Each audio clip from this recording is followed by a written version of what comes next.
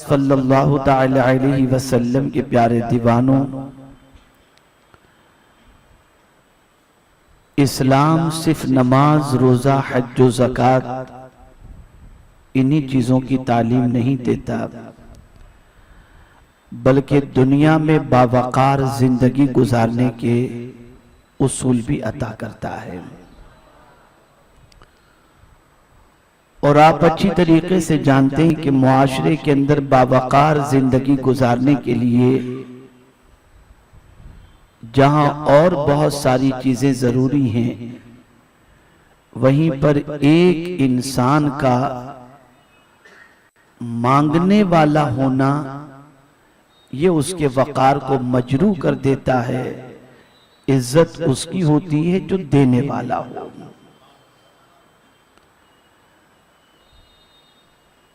मेरे प्यारे आका सल्लल्लाहु ताला अलैहि वसल्लम के प्यारे दीवानों, इसीलिए कुरान ने रोजी तलाश करने का हुक्म दिया। यौम जुमुआ जो सय्यदुल अय्याम है, उस दिन भी नमाज की अदायगी के बाद जमीन पर फैलने का हुक्म दिया और अल्लाह का फज़ल यानी रोजी तलाश करने का हुक्म दिया। मेरे प्यारे आका सल्लल्लाहु ताला अलैहि वसल्लम के प्यारे दीवानों, गुर्बत की वजह से इंसान कुफ्र की दहलीज पर पहुंच जाता है। और अगर मैं ये कहूं तो गलत न होगा कि किसी की गर्दन पर तलवार रखकर उससे कहा जाए कि तुम कलिमे कुफ्र कहो, तो अगर आसूदा हाल होगा, पेट भरा हुआ होगा, तो मुमकिन है कि वो बात न माने। लेकिन अगर फक्र व फाके में गिरफ्तार है, दाने दाने का मोहताज है, तो हो सकता है कि इस सिचुएशन के अंदर वो अपने पेट की और अपनी औलाद की पेट की आग को बुझाने के लिए अपनी ज़बान से कलिमे कुफ्र कह दे। तो इस्लाम ने गुर्बत से निकलने की तालीम दी। इस्लाम ने गुर्बत और फक्र फाके में जिंदगी गुजारने से मुताल्लिक रोका है, उससे निकलने का हुक्म दिया। फक्र की दो किस्में हैं, एक है इख्तियारी फक्र और एक है इज़्तिरारी फक्र। इख्तियारी फक्र उसको कहते हैं कि सब कुछ है उसके पास, लेकिन फिर भी वो अपनी जिंदगी को सादगी से गुजारता हो, सब्र और शुक्र से गुजारता हो। है इतना उसके पास कि वो चाहे तो रोज मुर्ग मुसल्लम खाए, लेकिन उसके बावजूद वो चटनी रोटी खा करके गुजारा करता है। वो चाहे तो आलीशान महल में रहे, इतना है उसके पास, लेकिन बावजूद जिसके वो झोपड़ी में रहता है। तो ये इख्तियारी फक्र हुआ। और एक इंसान के पास कुछ है ही नहीं, कुछ भी नहीं है उसके पास, वो इज़्तिरारी फक्र हुआ। तो इख्तियारी फक्र तो बहुत अच्छी चीज है कि आपके पास सब कुछ है फिर भी सादगी से जिंदगी गुजारो। ये इख्तियारी फक्र तो खुद हुजूर की शान है कि सरकार सल्लल्लाहु अलैहि वसल्लम ने फरमाया, अल फक्र फखरी। और इसी को आला हजरत अजीमुल बरकत इमाम इश्क व मोहब्बत ने कहा, कुल जहां मिल्क और जौ की रोटी गिज़ा, उस शिकम की कनाअत पे लाखों सलाम। ये इख्तियारी फक्र है, ये इख्तियारी फक्र है। तो मेरे प्यारे आका सल्लल्लाहु ताला अलैहि वसल्लम के प्यारे दीवानों, आज हमें ये समझना है कुरान मुकद्दस की रोशनी में, अहादीस रसूल सल्लल्लाहु अलैहि वसल्लम की रोशनी में, कि हम अपनी गुर्बत को मिटाने के लिए क्या करें और पूरी दुनिया इस वक्त हमारे सिलसिले में जो मंसूबा बंदी कर रही है वो एक ही है, एक ही है, और वो ये है कि मुसलमान को इतना कल्लाश कर दो कि रिफ्यूजी कैंप के अंदर वो रहने के लायक बन जाए। उसे रोटी का टुकड़ा दें तो वो खाए, न दें तो भूखा रहे। जैसा कि आपने अभी कल ही के अखबार के अंदर और न्यूज के अंदर पढ़ा होगा और सुना भी होगा कि वो सऊदी जो सबको बांटता था उसने खुद कमोबेश 10 अरब डॉलर का वर्ल्ड बैंक से कर्ज मांगा है।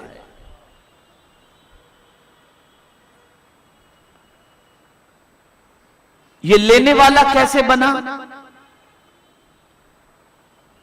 उसको जंग के अंदर झोंक दिया गया, उसे मुसलमानों के कत्ल खून के सिलसिले में आमादा कर दिया गया। और किसी भी तरीके से पूरी दुनिया के अंदर यह साजिश चल रही है कि मुसलमान किसी भी एंगल से, मुआशी एतबार से, इकोनॉमिकल मुसलमान खुशहाल न होने पाए, इसलिए कि इनका खुशहाल होना इनके मजहब के बढ़ने का सबब बनेगा। ये कोशिश चल रही है, इस सिलसिले में बड़ी मेहनतें हो रही है, इसलिए कि इंसान इस्लाम छोड़ देगा, मांगने वाले की कोई इज्जत नहीं होती। जब कोई मांगने के लिए जाता है तो उसका वकार भी मजरू होता है, और फिर जो बातें मनवानी होती हैं वो आदमी मनवा भी लेता है।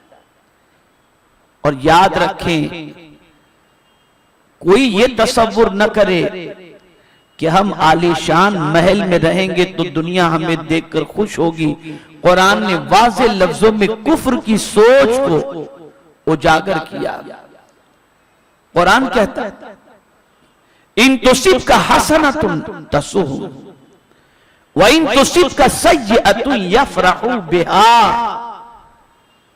ये कुफ्र की सोच है। कुरान कहता है जब तुम्हें भलाई पहुंचेगी तो कुफ्र को तकलीफ होगी। मुसलमान और इतना अच्छा रह रहा है, इतने अच्छे मकान में रह रहा है, इतना अच्छा खाना खा रहा है, कुफ्र कभी इसे पसंद नहीं करेगा। वइन तुसिब का सय्यअतुन यफरहु बिहा, और जब तुम्हें तकलीफ पहुंचेगी तो फिर कुफ्र खुश होगा कि हां अब इसको सही पोजीशन पर लाने की जो जरूरत थी वो पूरी होती नजर आ रही है। मेरे प्यारे आका सल्लल्लाहु तआला अलैहि वसल्लम के प्यारे दीवानों, ये सारी चीजें जो मंसूबे हैं गैरों के, दुश्मनों के, हमें कल्लाश करने के, हमें कासे गदाई लेकर भीख मांगने के लिए मजबूर करने के, लाशऊरी तौर पर मुसलमान इसकी तरफ तवज्जो नहीं दे रहा, और मुसलमान भी अपनी जिंदगी के लम्हात को और अपनी सुबह शाम को, अपने आदातो अतवार को ऐसी राह पर ले जा रहा है जिस राह पर चलने के बाद मुसलमान के लिए सिवाय कासे गदाई लेकर भीख मांगने की और कोई चीज नहीं रह सकती। अब आइए मैं इलाज बता दूं। अल्लाह रब्बुल इज्जत जल्ल जलालुहु ने इरशाद फरमाया वलक़द मक्कन्नाकुम फिल अर्द, और हमने तुमको जमीन पर ठहराया। वजअलना लकुम फीहा माइश, और हमने इसमें तुम्हारे लिए जिंदगी का सामान रखा। किसमें रखा? जमीन में। बोलिए किसमें रखा? हमारे जीने का सामान अल्लाह ने कहां रखा? जमीन में। जमीन बनाने में 4 दिन लगे। आसमान तो 2 ही दिन में बन गया, लेकिन जमीन बनाने में 4 दिन लगे। 2 दिन जमीन बनाने में और 2 दिन जमीन के अंदर असबाबे मईशत को रखने में, जिंदगी का सामान रखने में। इस तरीके से 4 और 2 6, 1 दिन छुट्टी का, 1 दिन कुछ भी नहीं।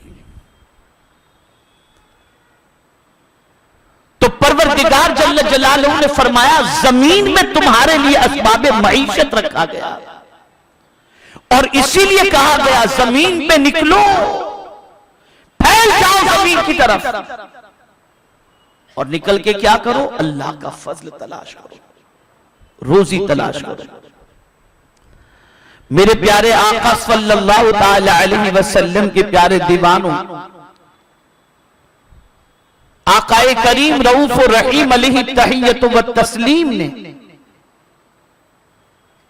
एक हदीस के जरिए अपनी उम्मत को इस तरीके से उठाया और अपने गुलामों के मिजाज को इस तरीके से बनाया कि अगर गुलाम ताजदार कायनात सल्लल्लाहु ताला अलैहि वसल्लम के इस फरमान को अपने दिल में बिठा ले, अपने दिल में जगह दे दे और उस पर अमल करना शुरू कर दे, तो सिर्फ ये नहीं कि दुनिया ही में वो बाइज्जत रहेगा बल्कि आखिरत में हुजूर के कदमों में उसे जगह नसीब हो जाएगी। आकाए करीम सल्लल्लाहु ताला अलैहि वसल्लम ने इरशाद फरमाया, वो ताजिर जो सच्चा हो, अमानतदार हो, सरकार फरमाते हैं वो कयामत के दिन अंबिया, सिद्दीकीन और शुहदा के साथ होगा। ताजिर, बिजनेसमैन, आप जरा सोचे तो सही, आबिद, जाहिद, साइम, नमाज पढ़ने वाला, रोजा रखने वाला, हज करने वाला, ये कहने की बजाय आकाए करीम सल्लल्लाहु अलैहि वसल्लम ने कितना ऊंचा दर्जा दिया ताजिर को कि सरकार फरमाते हैं कि कयामत के दिन वो अंबिया, सिद्दीकीन, शुहदा और सालिहीन के साथ होगा। इनकरेज किया हुजूर ने, ये बेटा बैठ जाओ, तुम लोग बंद करो इसको। सरकार सल्लल्लाहु अलैहि वसल्लम ने उभारा कि मेरे गुलामों, जब तुम मेरे से जुदा होना पसंद नहीं करते, मेरे दीदार के बगैर तुम्हें अच्छा नहीं लगता और तुम हमा वक्त मेरे इर्द गिर्द घूमते रहते हो और थोड़ी देर के लिए भी अगर नजरों से मैं ओझल हो जाऊं तो तुम्हें खाना अच्छा नहीं लगता, तो मेरे गुलामों अगर तुम ये चाहते हो कि यहां भी मेरे साथ रहो और महशर में भी मेरे साथ रहो तो तुम तिजारत को इख्तियार करो।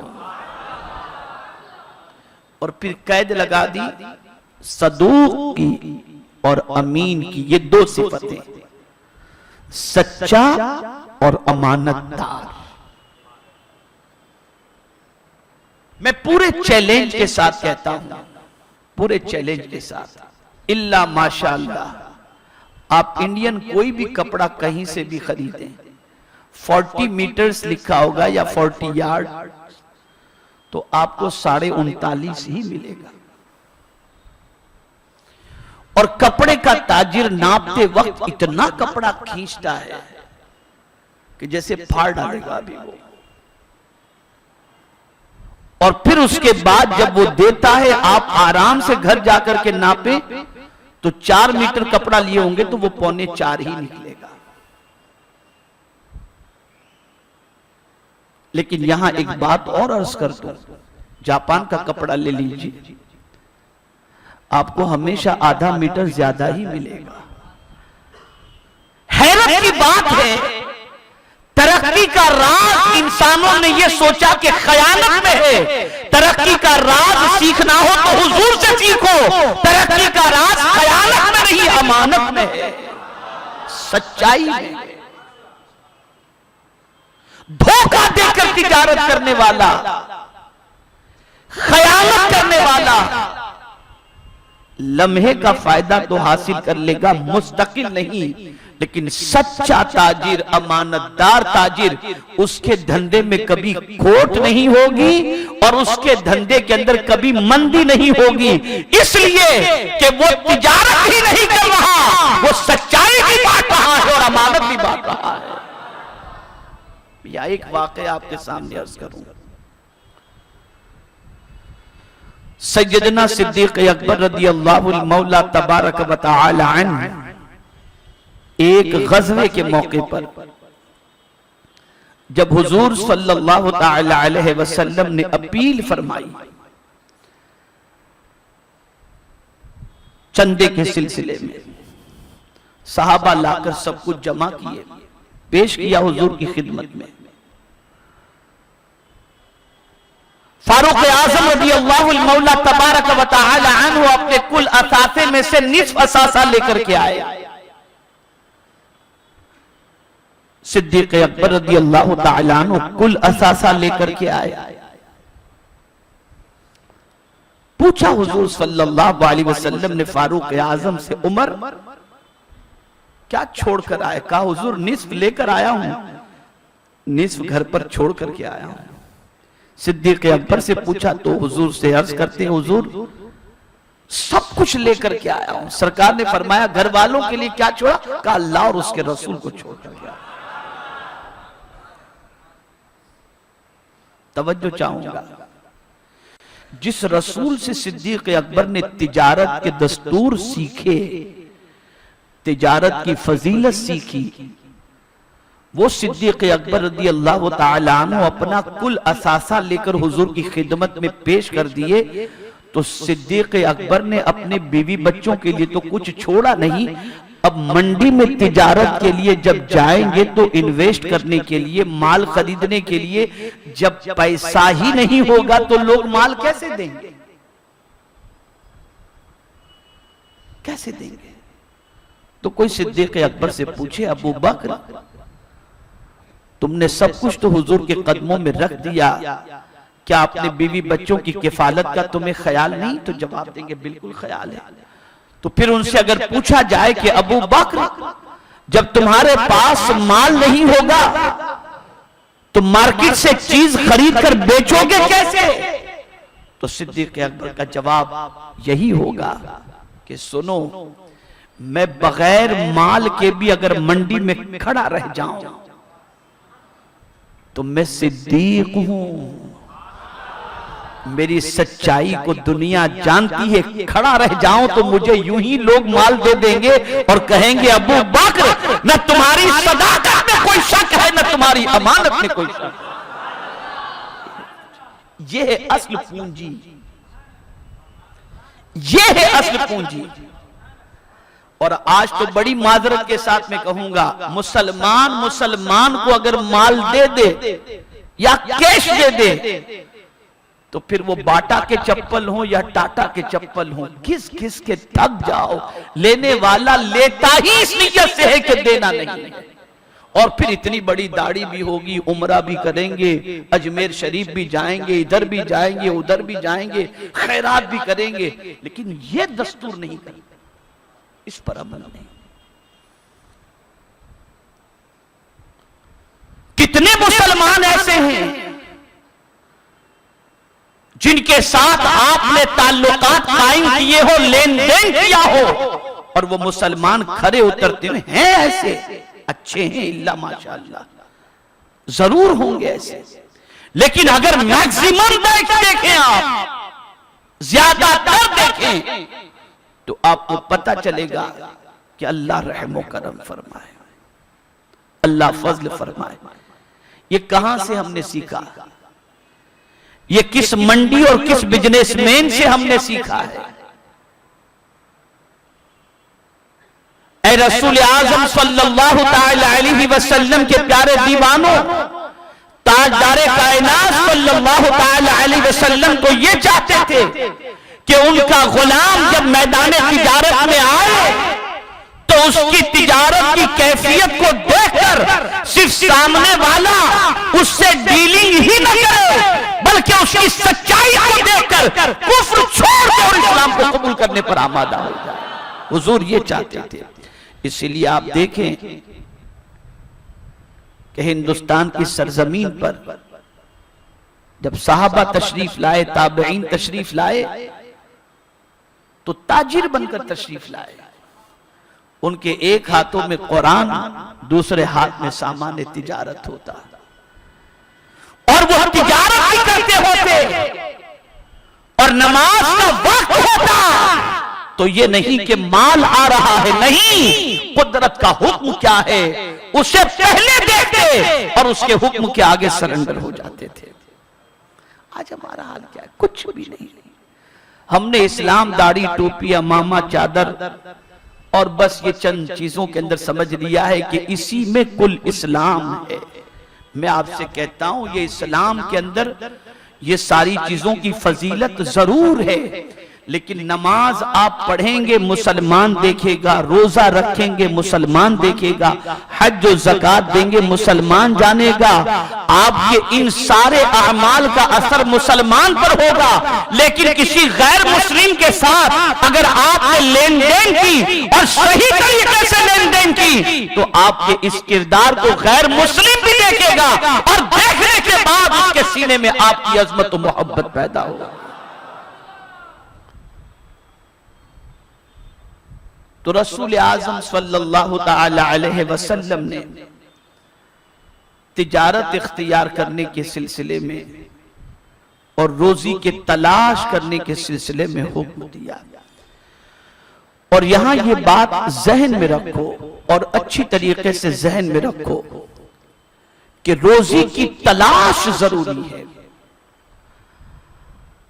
घर में हाथ पर हाथ दे करके बैठ जाना ये मुनासिब नहीं। इस्लाम इसकी इजाजत नहीं देता, इस्लाम इसकी तालीम नहीं। इस्लाम ये चाहता है कि तुम निकलो घर से, निकलना तुम्हारा काम है, रोजी देना रब के कब्जे कुदरत में है, उसने जिम्मा लिया है। मेरे प्यारे आका सल्लल्लाहु ताला अलैहि वसल्लम के प्यारे दीवानों, एक सोच इंसान के अफकारो नजरियात को मुजमहिल कर देती है और एक सोच इंसान का मोरल डाउन कर देती है। निकला आदमी सुबह से, मैंने तो जब ये हदीस शरीफ पढ़ी ना तो एक अजीब कैफियत दिल में पैदा हुई, एक अजीब कैफियत। आकाए करीम सल्लल्लाहु अलैहि वसल्लम फरमाते हैं, जो शख्स हलाल रोजी कमाने के लिए निकला, सुबह से निकला, रात तक उसने तलाश की रोजी और तलाश करने के बाद थक गया लेकिन कुछ न मिला और थक कर आने के बाद वो अपने बिस्तर पर लेटा, अल्लाह अकबर। आकाए करीम सल्लल्लाहु अलैहि वसल्लम फरमाते हैं, अल्लाह उस बंदे की मगफिरत फरमा देता है, उसकी बख्शिश हो जाती है। अब यहां जो चीज मैं अर्ज करने जा रहा हूं उसे गौर से सुनिएगा। बहुत सारे लोग ये कहते हैं, यार मैंने इतना पढ़ा, मैंने इतना इल्म मैंने हासिल किया, इतनी मैंने मेहनत की, ये किया वो किया। जैसे अभी मैंने कुछ दिनों पहले टीवी पर देखा था कि वैकेंसी थी 360 लोगों की और एप्लीकेंट थे 23 लाख।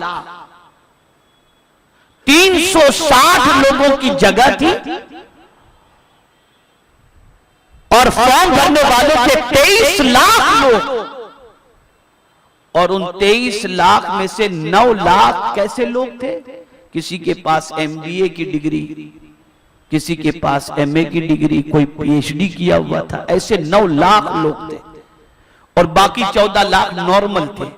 और वैकेंसी कितनी थी? सिर्फ 360। ये हमारे मुल्क में बेरोजगारी की सिचुएशन है, ये सिचुएशन है। तो इंटरव्यू लिया गया पढ़े लिखे लोगों का और जॉब भी कोई अच्छी जॉब नहीं थी, स्वीपर की, झाड़ू लगाने की जॉब थी, लेकिन गवर्नमेंट डिपार्टमेंट की थी, सचिवालय की थी। तो उनसे पूछा गया कि आपने इसमें क्यों अप्लाई की? तो उन्होंने कहा कि जॉब सिक्योर रहेगी, बाद में हमारे लिए फायदा भी होगा, इसलिए कुछ नहीं तो ये तो करें। तो उस वक्त मेरे जहन में ये बात आई कि चलो झाड़ू लगाने ही का काम सही, लेकिन है तो हलाल, मेहनत की कमाई तो है और इतनी बड़ी डिग्री के बाद ये काम करने के लिए वो तैयार तो है। मेरे आका सल्लल्लाहु ताला अलैहि वसल्लम ने इसी पर उस जो है लोगों को उभारा है कि हलाल कोई भी काम हो उसे करने में कभी शर्माना नहीं, उससे कभी इज्जत नहीं जाती। बड़े बड़े हमारे बुजुर्गाने दीन, औलियाए कामिलीन, उनकी हयात तैयबा का मुताला करें। खैर, मैं आऊं मेरे मौजू की तरफ।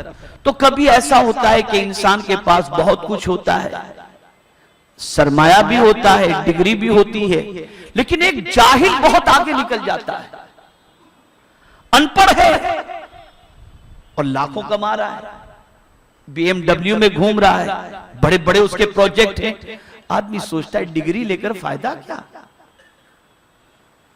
फिर कुदरत की शिकायत शुरू करता है, देखिए हमने इतना पढ़ा, हमें इतना मिल रहा है, वो अनपढ़ है, उसे इतना मिल रहा है, उसे कुदरत ने इतना दिया, हम दिनों रात मेहनत करते हैं, हलाल के लिए कोशिश करते हैं, हमें कुछ नहीं मिलता, उन्हें इतना मिलता है। तो यहां पर सूफिया किराम ने बड़ी प्यारी बात फरमाई। इरशाद फरमाते हैं कि अगर किसी का रंग काला हो और तुम्हारा रंग गोरा हो, या तुम्हारा रंग काला हो किसी का रंग गोरा हो, तो तुम कभी ये तो नहीं कहते इसको गोरा क्यों पैदा किया, मुझे काला क्यों पैदा किया, ये ऐसा क्यों, मैं ऐसा क्यों। नहीं भाई, कुदरत ने जैसा पैदा किया वैसे हैं। बहुत सारे बच्चे माजूर पैदा होते हैं, लेकिन माँ बाप उसे फेंक नहीं देते, माँ बाप उसे सीने से लगा के रखते कि मेरा बेटा है, जैसा भी दिया अल्लाह ने दिया, ये उसका करम है। कुरान कहता है वला ततमन्नौ मा फद्दलल्लाहु बिही बादकुम अला बाद लिर्रिजाल नसीबुम मिम्मा इक्तसबू वलिन्निसाई नसीबुम मिम्मा इक्तसब। तमन्ना न करो कि अल्लाह ने उसको क्यों ये फजीलत दी, मुझे क्यों ये फजीलत नहीं दी।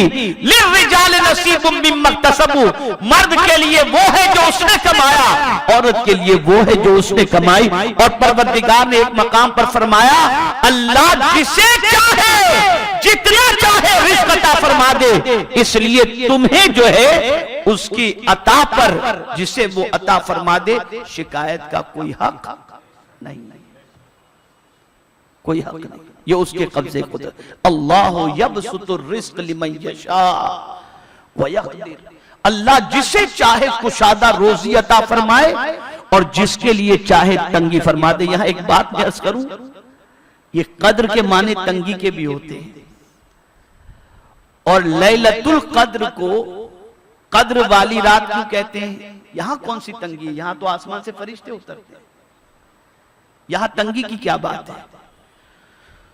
तो सूफिया किराम फरमाते हैं कि इसको लैलतुल कद्र इसलिए कहते हैं कि आसमान से इतने फरिश्ते जमीन पर उतरते हैं कि जमीन तंग हो जाती है, इसलिए इसे कद्र वाली रात कहते हैं।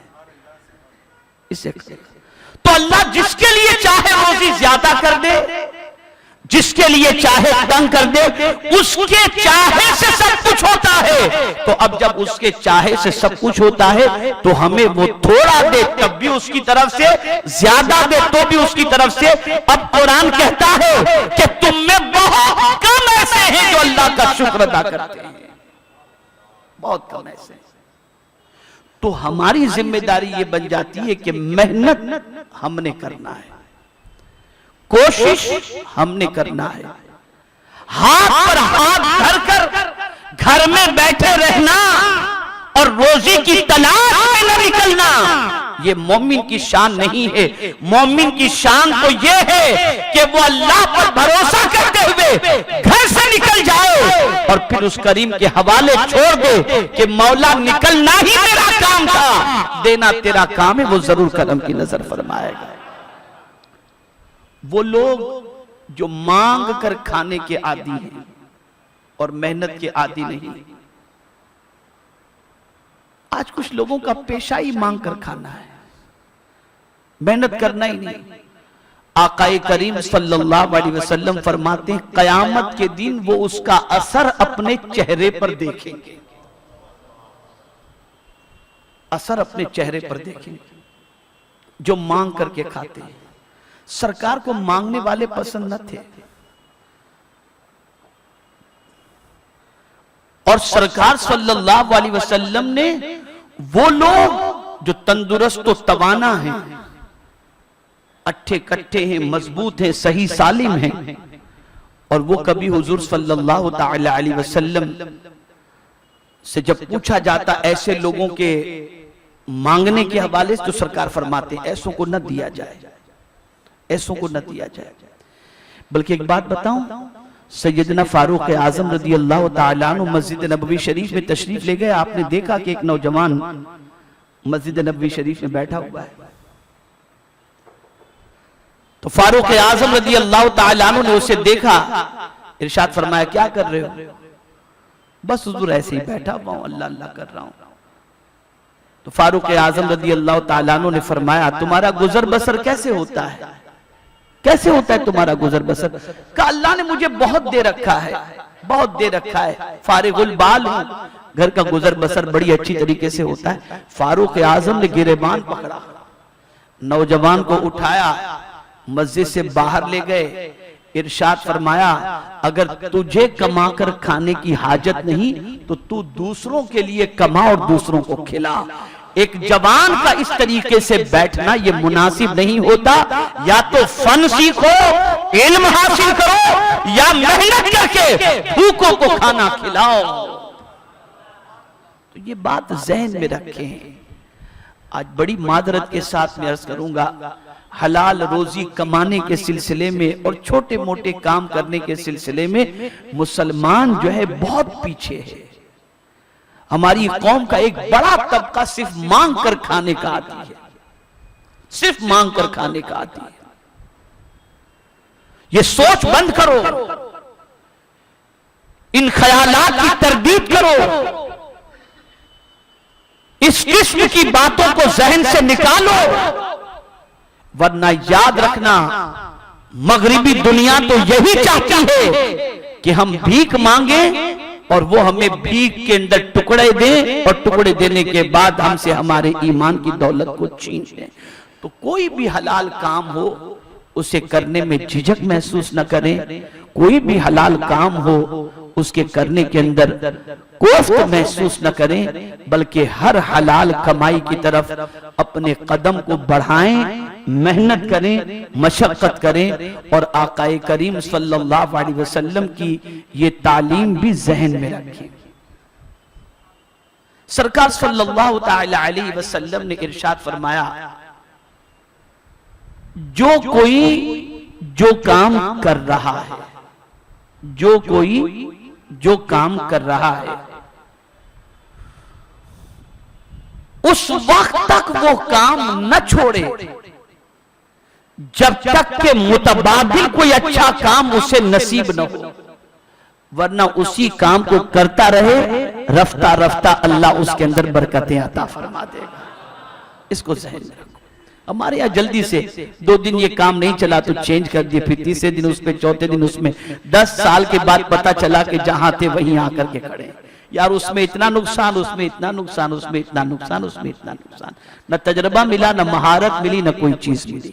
तो इसे भी खास तौर पर मेरे प्यारे आका सल्लल्लाहु ताला अलैहि वसल्लम के प्यारे दीवानों ज़हन में रखिए। एक मतलब दुरूद शरीफ पढ़ लें।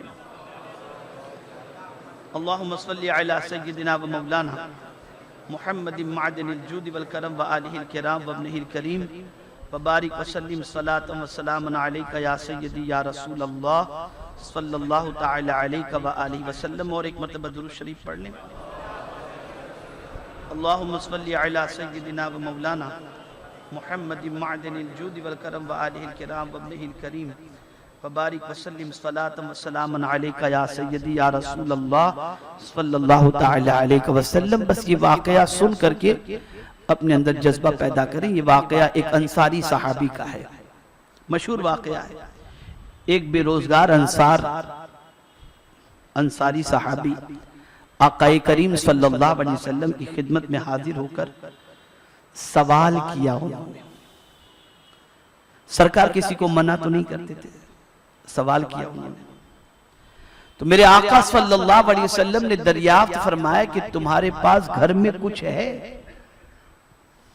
उन्होंने अर्ज किया, हुजूर एक कंबल है, उसको आधा बिछा लेता हूं। गौर से सुनिएगा, उस अंसारी साहबी के पास क्या एक कंबल है, आधा बिछा लेता हूं और बाकी को यूं ही ऊपर डाल देता हूं, और एक प्याला है जिसमें मैं पानी पीता हूं। कितनी चीजें आप गौर करें। एक कंबल है जिसको आधा वो बिछाते, आधा ओढ़ लेते, और एक प्याला जो पानी पीने के लिए, बस ये कुल उनके घर का सामान, ये कुल उनके घर का सामान। आकाए करीम सल्लल्लाहु अलैहि वसल्लम ने फरमाया दोनों ले आओ, प्याला ले आओ। दोनों चीजें सरकार ने मंगवाई, वो लेकर के आए। सरकार सल्लल्लाहु अलैहि वसल्लम ने उसको नीलाम किया। फरमाया कौन इसे कौन खरीदेगा? बोली लगी 7 दिरहम में वो दोनों चीजें सरकार सल्लल्लाहु अलैहि वसल्लम ने फरोख्त कर दी। सरकार सल्लल्लाहु अलैहि वसल्लम ने उन दोनों चीजों को फरोख्त करने के बाद वो रकम उनके हवाले कर दी और फरमाया 1 दिरहम का खाना खरीदो और घर पहुंचा दो, दूसरे दिरहम की कुल्हाड़ी खरीद कर मेरे पास ले आओ। 1 दिरहम का खाना खरीदो, दूसरे दिरहम से कुल्हाड़ी ले आओ, मेरे पास लेकर के आओ। जब वो सहाबी लेकर के आए तो कुल्हाड़ी के अंदर सरकार सल्लल्लाहु ताला अलैहि वसल्लम ने उस लकड़ी के अंदर लोहा डाला और फिर हुजूर ने वो सहाबी को पेश किया और क्या फरमाया? फरमाया जाओ जंगल से लकड़ियां तोड़ो, बाजार में बेचो और 15 दिन के बाद मेरे पास आना, मुझे 15 दिन से पहले मुंह मत दिखाना। वो सहाबी गए। अब उनकी आदत ये, सुबह निकलते लकड़ियां तोड़ते, शाम को मार्केट में बेच देते। 15 दिन के बाद हुजूर सल्लल्लाहु अलैहि वसल्लम की खिदमत में जब हाजिर हुए तो हुजूर ने पूछा क्या हाल है? आकाए करीम सल्लल्लाहु अलैहि वसल्लम से अर्ज करते हुजूर मेहनत की आदत न थी, लकड़ियां काटते काटते मेरे हाथ में छाले पड़ गए। सरकार ने वो हाथ देखा और देखने के बाद हुजूर ने वो हाथ लेकर उसे चूम लिया और मेरे आका सल्लल्लाहु अलैहि वसल्लम ने फरमाया जो हाथ हलाल की कमाई के अंदर इस तरीके से जख्म आलूद हो, उस हाथ की कमाई से बेहतर कोई दूसरी कमाई हो ही नहीं सकती। क्या चीज थी? 2 चीज आप जरा सोचो, एक कंबल, एक प्याला। हम खाली ये समझते हैं कि बस हुजूर सल्लल्लाहु ताला अलैहि वसल्लम की अकीदत और मोहब्बत हमारे दिल में, बस सिर्फ ज़बान। ये सारी चीजें इख्तियार करो और यही वो चीजें हैं जिसे सहाबा ने जब इख्तियार किया तो पेट पर पत्थर बना होता, लेकिन निकल जाते थे तो बातिल की आंखों में आंखें डालकर बात किया करते थे। याद रखिए, आज तो चूहे से हम डर जाते हैं। क्यों? जो हलक के नीचे उतर रहा है ना, उसमें काफी कोताही है। तो ए रसूल आजम सल्लल्लाहु ताला अलैहि वसल्लम के प्यारे दीवानों, मुझे आज मादी एतबार से आपको ये बताना था कि कोई भी हलाल काम करने के अंदर, हलाल रोजी इख्तियार करने के अंदर आप झिझक महसूस न करें, शर्म महसूस न करें। मांगना ये सबसे ज्यादा शर्म की बात है, मेहनत करना ये शर्म की बात नहीं। लेकिन अब तो उल्टी सिस्टम हो चुकी है ना, अब उल्टा मामला हो चुका है। देखिए ना, मैं आपको बताऊंगा तो आप यकीन भी करेंगे। अब उल्टा मामला हो चुका है। अब जो है छोटा और हकीर पेशा हलाल के लिए इख्तियार करने में आदमी शर्माता, मांगने में नहीं शर्माता, टोपी पहनाने में नहीं शर्माता, धांधली करने में नहीं शर्माता, उसमें नहीं शर्माता। जिस तरीके से अगर किसी मुसलमान से कहा जाए दाढ़ी रखो, मौलाना शर्म आती है, लोग पता नहीं क्या कहेंगे। किसी बड़े के यहाँ दावत में चले गए, सब खड़े खड़े खा रहे हैं तो बैठकर खा रहे, मौलाना लोग क्या सोचेंगे। यानी अब सिचुएशन ये है कि नेकी करने में शर्म आ रही है। मिजाज कितना बदल चुका कि नेकी करने में, अल्लाह और उसके रसूल के फरमान पर अमल करने में आज का मुसलमान शर्माता है और जानवर की तरह खड़े रहकर खाने के अंदर वो झिझक महसूस नहीं करता, उसे अपने लिए फख्र समझता है। तो जिस कौम का मिजाज ये हो जाए कि नबी की अदा पर अमल करने में शर्म महसूस करे और यहूदियों की अदा पर अमल करने में फख्र महसूस करे, उस कौम को कभी इज्जत नसीब नहीं हो सकती। तो मांग कर खाने में और मेहनत करके खाने में बड़ा फर्क है। तो मैं आपसे अर्ज करूंगा, चटनी रोटी नसीब हो तो उसी पर इक्तिफा करें, भूखा रहना हो। मुझे याद है, मैं एक वाक़या अर्ज करूं, अल्लाह अकबर, अल्लाह ताला उस बंदे को गरीक रहमत फरमाए। हफ्तावारी इज्तिमा में एक साहब केरला के थे, ग्रांट रोड के अंदर वो रहते थे, ग्रांट रोड पर हफ्तावारी इज्तिमा में आए। मेरा मौजू था, ये आज से तकरीबन 15-17 साल पहले की बात बता रहा हूं। मैं हलाल पर मैंने गुफ्तगू की। अब उस बंदे की होटल रेड लाइट एरिया के अंदर थी और वहां शराब भी होटल के अंदर पिलाई जाती थी। उसने हलाल के बारे में तकरीर सुनी और तकरीर सुनने के बाद अल्लाह ने उसे हिदायत दी। अब उसने वो रेंट पर होटल दे रखी थी, किराए पर, और उस वक्त ने 15-17 साल पहले की बात है, 75,000 या 80,000 या 90,000 कुछ उसको उसका किराया मिलता था। तकरीर सुनने के बाद वो गया और सबसे पहला काम उसने ये किया कि जिसके साथ एग्रीमेंट था उसने कहा कि भाई मैं अब तेरे साथ ये एग्रीमेंट नहीं चला सकता हूं और मैं सबसे पहले तो मेरा जो शराब का लाइसेंस है उसको मैं कैंसिल कराता हूं। तो उसने कहा कि अगर यहां शराब नहीं बेचूंगा तो तुमको इतना किराया तो नहीं दे सकता, इसलिए कि शराबी की वजह से लोग कहा कुछ भी हो मुझे अब शराब नहीं बेचनी। शराब का लाइसेंस उसने कैंसिल किया और उसके बाद उस शख्स ने जो होटल चलाता था उसने 35,000 यानी 75-80 हजार रुपए किराए का 35,000 में वो आया। बोले अच्छा ठीक है, खाना पीना तो बेच सकता हूँ। कहा ठीक है, उसको कोई प्रॉब्लम नहीं, 35,000।